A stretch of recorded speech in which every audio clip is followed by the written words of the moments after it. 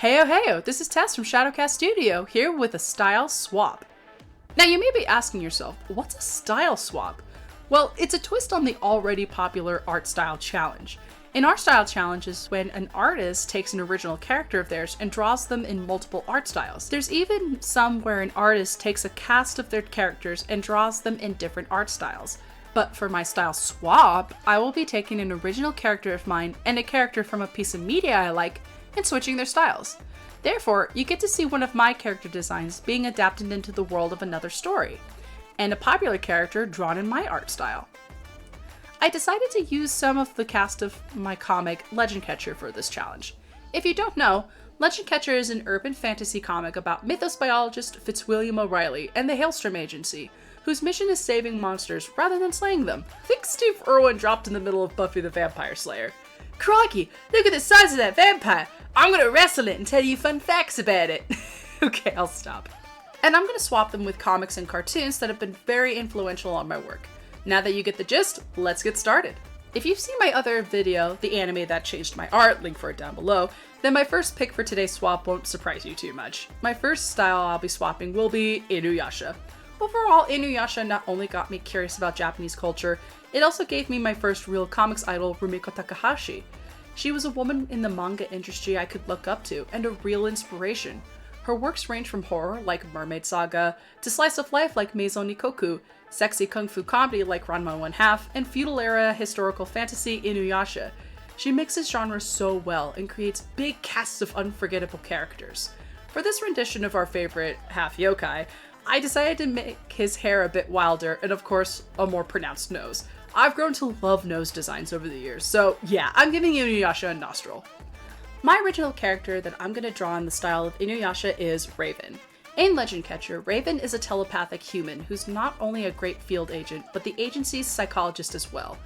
Listen, these people have to go through a lot of weird stuff on the daily. Who better to sort through all the trauma with them than an empathetic telepath? Raven also helps with altering civilians' memories when a mission gets a little out of hand. Not only do her mental powers keep the monsters secret, they are also great when she's helping the other agents sort through their mental health. Raven is an empathetic badass. Drawing Raven in this style was a bit of a brain stretch because I had to alter so many proportions. I had to make her nose and mouth smaller, shrink the chin and make her face shorter. I also referenced Songo and Kikyo's hair for Ravens. I had to stick to cell shading for lighting, even in the hair. Overall, it was fun to see how far my art style has changed from my initial influences. Next up is Avatar: The Last Airbender. This was another big influence not only on my art, but in my writing as well. I love their exaggerated facial expressions for one. They don't shy away from using the character's muscles to emote how they're feeling. I like to joke and say my art style inherited Inuyasha's eyes and Avatar: The Last Airbender's smile. And speaking of muscles, their attention to anatomy is so instrumental to their fighting scenes and character designs. It even carries through to Legend of Korra. Not gonna lie, when I saw Korra's arm muscles, I was like, dang girl! Korra gave me major arm muscle envy. This style got me curious about martial arts and muscle anatomy. Over the years, I took different martial arts and dance classes to learn how the body moves. By no means am I a black belt in anything, but it's helped my art and my health. I also love how well organized their storytelling is, breaking up different themes into seasons. I even learned how to write scripts with story beats when one of the co-creators posted the process on his blog. Not sure if it's there anymore, but it's helped me so much. Avatar got me into researching more Asian mythologies, from Hindu to Chinese to Tibetan. It inspired me to draw martial arts and influenced my writing for the better. Gotta say, Aang is one of my favorite characters too. I love this peace-loving goofy kiddo who has the literal power of the cosmos, but chooses not to harm anyone. He could take down an entire army with the flick of his wrist, but he'd rather go ride giant koi fish and eat veggies. On top of that, when faced with the decision to kill Fire Lord Ozai, he instead learns how to take away his power rather than his life. I love when good characters have to make hard decisions. They have to problem solve while trying not to sway from their moral compass. That's probably why I like Star Trek: The Next Generation so much. But back to Avatar. I also adore Aang and Zuko's friendship. I think it's so cute. I love the Ray of Sunshine and Goopy Gus dynamic. Every time a pair like that comes up on the screen, it makes me happy. And my OC that I'm drawing in the Avatar: The Last Airbender style is Minu Rostami. Minu is Fitz's assistant and majoring in botany. She loves plants and getting to work with mythical plant species on the daily. Since she's a college student, mostly through online courses, she's pretty tired on the regular, and sometimes forgets to eat when cramming for exams. In this style, I chose to do the digital animation route that I learned from animator Dongchain's channel. I'll link it down below. I wanted to give Minu more of that TV animation feel. I also mixed in elements, get it, elements, I'll stop, from the original Avatar series and Legend of Korra. While Avatar's designs are more rounded, Korra's is more sharp and defined. I also added in a wacky plant species to lean into the hybrid animal designs of the Avatar world. On to the next swap, here comes Hellboy. I got into this series in high school, going into my goth teen years. I first got to see the movie with my dad in theaters and was utterly entranced by it. Not only did this movie make me a fan of Mike Mignola's work, but also Guillermo del Toro's films as well. And when I saw the rest of the Hellboy comics at Barnes & Noble, you bet, I started reading through those like crazy. This series is a wonderful homunculus of humor and horror. It plops down Hellboy, a half-demon with an average Joe's temperament, into ghost stories and mythologies from around the world. The series got me into reading even more myths from Africa to Russia and anything else I could get my grubby little hands on. Funnily enough, this is the series that made me want to draw skeletons. If Avatar got me to draw muscles, Hellboy got me to draw bones. That makes my art sound like some sort of Frankenstein here. My favorite issue of these comics, that I still have to this day, is the Troll Witch. I especially love the author's note in the beginning when Mignola admits he changed the original fairy tale's ending because he liked the sister better as a cow. I appreciate the transparency. Mad respect. I also love the monster designs of Mignola and Del Toro. They are both horrifying and beautiful. These two and Brian Froud are some of my biggest influences as far as creature design goes. Big Red is also such a fun character. He's this anti-Antichrist that has so many Lovecraftian horrors that either want to start the apocalypse with him or fight him. Meanwhile, all he wants to do is drink beer and watch the big game. He's classic. Oh, and apparently in canon, he smells like burnt peanuts. Who would have thunk? My next OC I chose to draw in this semi-German expressionistic style is Legend Catcher's protagonist, Fitzwilliam O'Reilly. Mignola's art is full of blocks of shadow and big shapes, and Fitzwilliam is just a big pile of shapes, so it works well in this design. In Legend Catcher, Fitzwilliam is a mythos biologist. Basically, he studies monsters. He's also a nerdy goofball whose passion is off-putting to most people. For this style, I had to really push myself to add more black into the inking and give Fitz blocky fingers. For the coloring, I wanted to pull from the more gouache-painted covers of the vampire arc from the Hellboy comics. I love the texture of the paints against the black inks. The contrast is enriching and scratches a part of my brain in a really satisfying way. It's also fun to have these two characters side by side because they are such polar opposites. If a Manticore were to cross their path, Hellboy would be ready to punch it in the face, while Fitzwilliam would be pulling out a syringe to get a blood sample. Next, I want to focus on one of my favorite underrated comics, Bone by Jeff Smith. This started out as an independently published comic in the 90s, which has had a growing underground fan base. I didn't get to read it until I was in college, but once I did, I was hooked. The story is a great ride and shifts from slapstick comedy into high fantasy drama so seamlessly. Not to mention, it's fun to see the Bone cousins, who look like cartoon characters, run around in a fully fleshed out world of swords and sorcery. It's like if you dropped Mickey Mouse, Donald Duck, and Goofy into Lord of the Rings. You may think that might be super jarring, but Smith makes it work. The brushwork is so breathtaking and adds an extra layer to the already expressive characters. And the physical acting of these characters make for clear silhouettes, adding another layer of emotional storytelling. I don't think Jeff Smith gets enough credit for his storytelling chops and artistic talent when it comes to making comics. Though I will say, these comics are a bit wordy. I lent them to a friend with dyslexia once, and they told me it was kinda hard to get through with all the dialogue. So I'd keep that in mind. But if that's not a deterrent for you, I'd highly recommend you go read this series. It's great world building, lovely art, it even has some awesome female characters. Grandma Ben is an older woman who literally races cows. Need I say more? For this style swap, I chose my character Commander Flora Medicini. She's the current head of the Hailstorm Agency, and since she's a bold Italian woman, it takes no shit from anyone. When she tells you to do something, you better do it. With decades of experience under her belt and a great team behind her, she's a force to be reckoned with.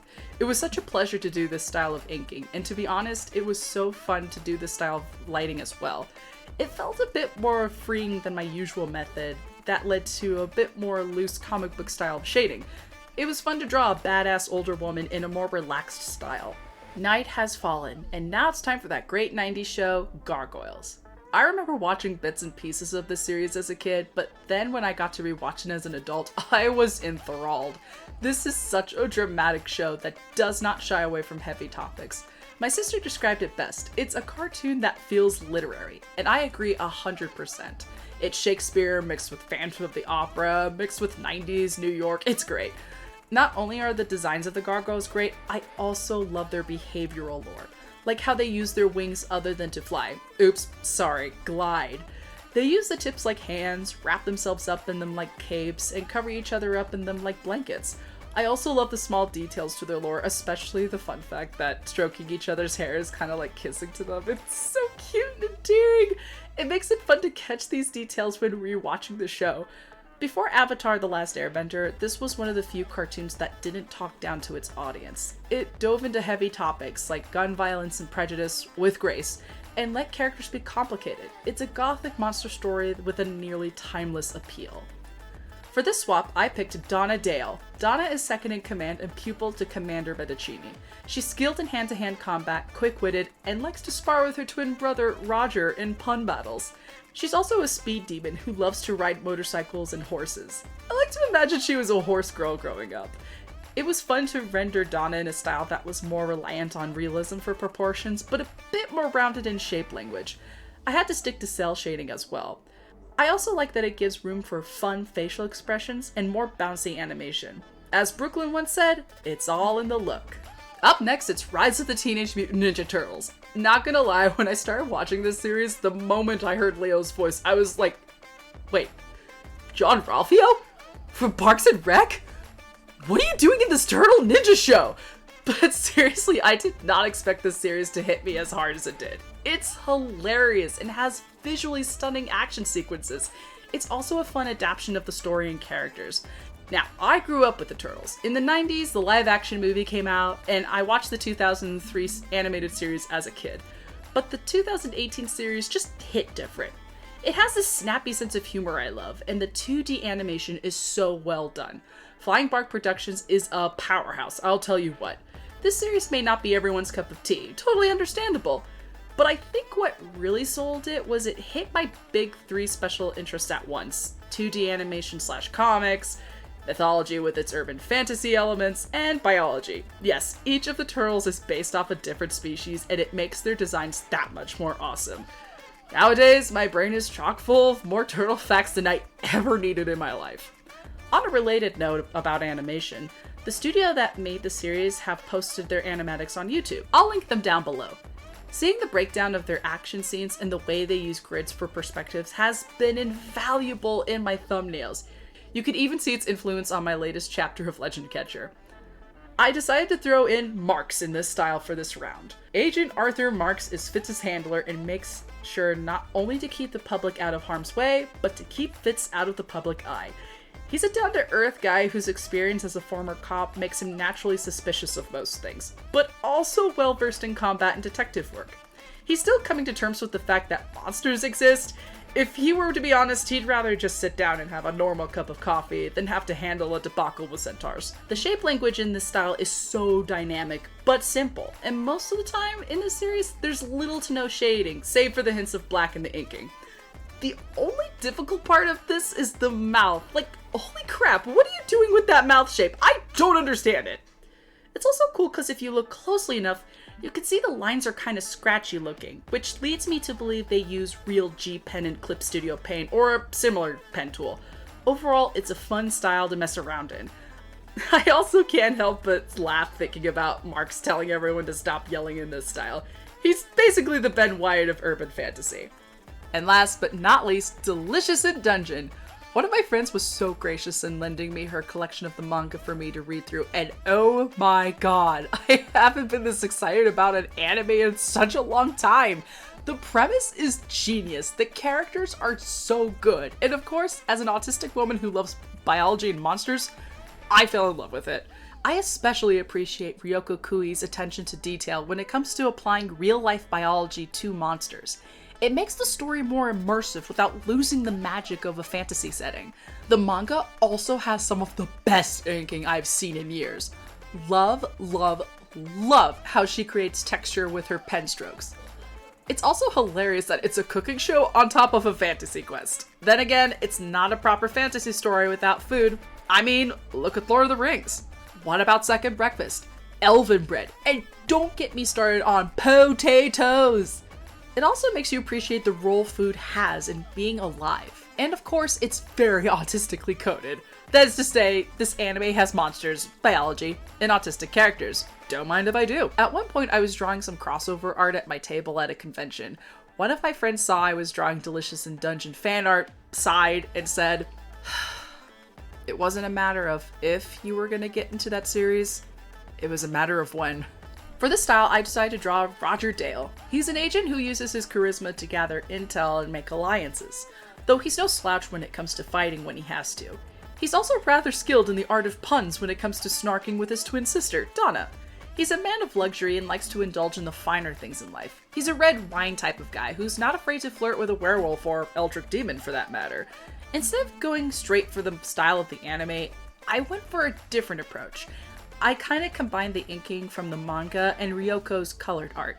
I love Kui's line work, but I didn't feel like y'all wanted to see a black and white rendering of Roger. So I referenced the cover art of the manga and Kui's other work. Not sure if the combo really conveys her art, but I could not highlight her inking. So here they are, the result of these style swaps. I did make some style swap art in the past, but I thought it would be fun to go over the process and talk about some of my favorite media. What do you think? Would this be a challenge you would want to try? Should I make a part 2? If you like my work, you can like this video and subscribe to my channel. Check out my Ko-fi for more treats from yours truly. Find and follow me on my other social media, including Blue Sky and Tumblr in the links below. Have a great day, and remember to grab yourselves a good meal. Maybe some hot soup, topped with a jalapeno. I'm gonna test this out. 1, 2, 3, 4, 5, 6. Ravioli. Pasanovi. T, who's my best friend in the entire world. Anyway. Wow, can I talk today? Can I? I don't know. The English language is so difficult. Fuck. Jeez, why can't I say swap? I was about to say suave. No, he's a half yokai. It's like half and half cream. He's not whole milk, he's half and half. Yes, yokai are milk products. JL, don't get into this. You've already made cheese dinosaurs. Don't make me drop milk yokai. Gross. Okay, I'll try that one more time. Hold on. I need a tea break. Like Uncle Iroh says, life is better with tea, for it is no life at all. You know that's something he would say. You know what? I think I'm going to change that just because I don't think the writing is good there. Sometimes it's good to know when your writing is bad. These two and Brian Froud are some of my most biggest influence. My most biggest? What am I, 9? Who's this anti-Antichrist that so many Lovecraftian hoarders? This time on Hoarders, Lovecraftian edition. That's right, there's way too many things in this building here, including cats. Yes, Lovecraft was both racist, sexist, but loved cats for some reason. It's very weird. Ugh, okay.